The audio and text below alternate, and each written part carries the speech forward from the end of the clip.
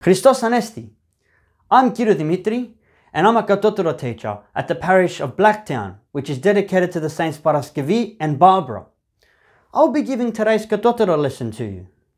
Now, before we start the lesson, we're going to start off with a small activity. So what I want you to do is stand up wherever you are and get ready to participate. It's going to be a game of Simon Says. Are you ready? 3, 2, 1. Simon says, jump up and down. Simon says, roar like a lion. Simon says, wash the dishes. Mow the lawn. Simon says, clean the car. Simon says, fly like a bird. Simon says, clap your hands. Sam says to pretend to sneeze. Simon says, wiggle your toes.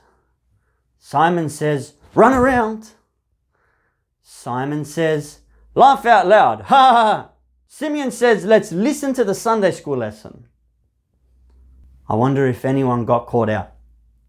I hope you enjoyed that activity. Now, there were 2 reasons why I asked you to do it, because they relate to today's lesson. The first is about listening to instructions. Just like I was asking you to do certain things in the Simon Says game. The other thing has to do with doing difficult things. Just like I asked you in the game to mow the lawn or wash the dishes. These are things that you couldn't really do in a Simon Says game unless you were a really good actor. Now, these 2 ideas relate to a particular story that we are going to discuss today.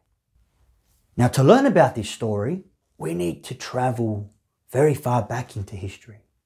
1,000 years before Christ was born, to the time of the Israelites, who were God's chosen people. Now, you're probably familiar with the fact that the Israelites were often in captivity. In other words, there were other leaders, rulers, countries that were often in charge of them. And the same is the case for this particular story. The Israelites were under 7 years of captivity from the Midianites, who were a very powerful army. And they consisted of over 100,000 men. Now, the Israelites were pleading with God to deliver them from this. They were asking for someone to come forward who could lead them. And God answered their prayers, but just not in the way they were expecting it. There lived a man amongst this group called Gideon. And Gideon, he was just a barley farmer. He would go and collect wheat. And Gideon was just listening to his father. He didn't really have any military background. But then one day, an angel appeared to Gideon and said to Gideon, God wants you to free the Israelites. And Gideon was a little bit astounded. He wasn't sure how, and he also wasn't sure why him. But he listened. And what happened? Gideon collected an army, formidable size, 30,000 men, and asked the Lord, okay, are we ready to go? I'm ready to battle this. But then God told him something interesting. He said, no, your army, it's too large. It needs to be smaller. Gideon said, but why, Lord? And God explained that if you defeated the Midianites with this army, then the Israelites, they'll think that they did it on their own and that they had no help from God. And so Gideon says, well, what do you want me to do, Lord? And God told him, I want you to tell all the men who are afraid to go home. Gideon did this, and do you know what happened? 22,000 men went home. That's how many were afraid. So Gideon was only left with 10,000 men. Still a large army, but now the stakes are higher. Because remember, we're battling an 100,000 army. Gideon goes to God again. He says, Lord, are we ready? And God says again, it's still too large.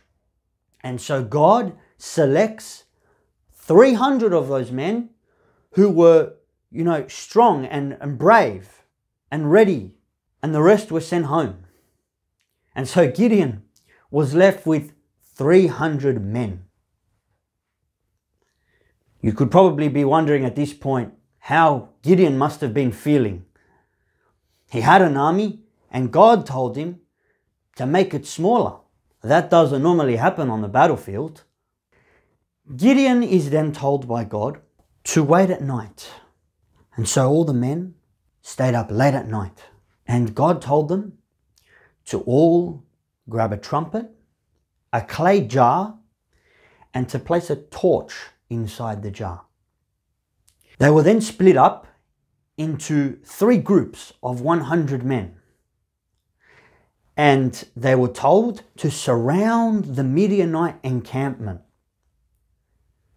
And so late at night, they creep slowly in the dark and they go around the camp. Now, Gideon, on instructions from God, is told to signal the men to smash their clay jars on the ground, to lift their torches and to blow their trumpets and to say, the sword is for God and for Gideon, and to scream this out loud. When they did this, the Midianites got up and they were screaming. They weren't sure what was happening. They started hurting each other. They started fleeing. Gideon's men just stood there, scaring them. And suddenly, an 100,000 man army was defeated by 300 men. Let us now reflect on the story that we just heard. And to do this, we need to think about 3 questions. The first is why you think God chose Gideon to do this very difficult task. You see, there were many other men in Israel who were very capable of leading an army. Why did God choose a farmer? Someone who would just collect wheat? Well, there would have been many qualities in Gideon. Some of them included the fact that he would have been hardworking, the fact that he would have been trusting. But most importantly, it was because he loved God. And this meant that he would not be afraid. You see, Gideon was being asked to possibly risk losing his life. And that takes courage. And so we can see that Gideon was a special person. The next question has to do with why we think Gideon listened to God's instructions when some of them were very, very difficult. Remember, God told him, make your army of 32,300 men.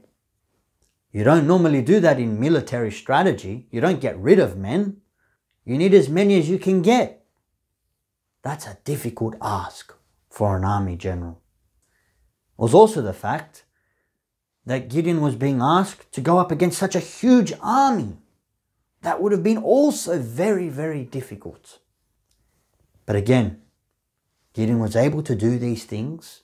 He was able to listen to God's message because of the fact that he was close to God and because he was trusting in what God said. It was the only way someone could be able to do those sort of tasks. This brings us actually onto our final question, which is how we can use these examples that we've seen from Gideon's life to help us get closer to God. And there are 2 key things that we should probably think about. The first is about learning to listen to God. And some of the ways we can do this is through learning to listen to our parents. Because remember, What does God say? Honor your father and your mother. God asks us to respect our parents and their wishes. The other thing is to read the Bible and to read the messages that God gives us.